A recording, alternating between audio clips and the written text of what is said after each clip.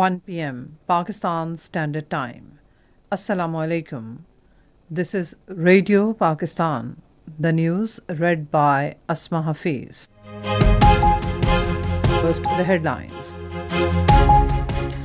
Prime Minister will meet Chinese Premier in Beijing today to discuss bilateral cooperation and other matters of mutual interest. Shehbaz Sharif says federal and provincial governments are working together to continue rescue and relief operations in flood-affected areas. Pakistan and Kazakhstan have agreed on maritime trade negotiations, joint ventures and economic cooperation. In T20 Tri-Series, Pakistan will take on the United Arab Emirates in Sharjah today. And now the news in detail. Prime Minister Mohammad Shehbaz Sharif will meet Chinese Premier Li Qiang in Beijing today to discuss bilateral cooperation as well as the matters of regional and international importance. The Prime Minister will also meet the Chinese Minister of Information Technology and Industry.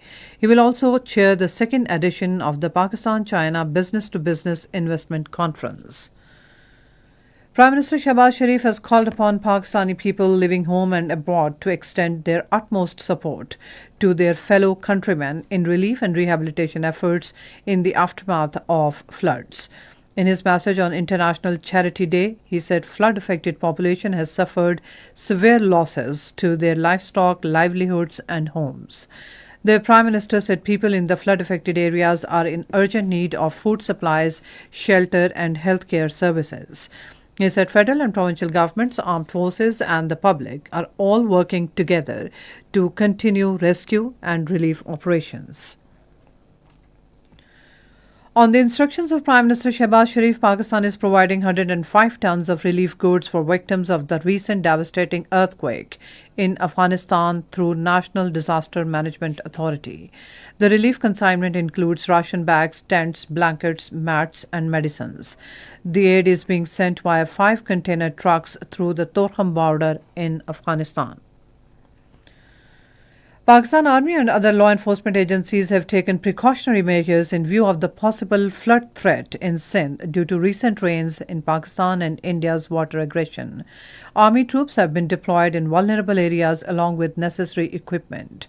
Pakistan Rangers Sindh are providing security to the staff assigned to the construction and repair work of the irrigation department.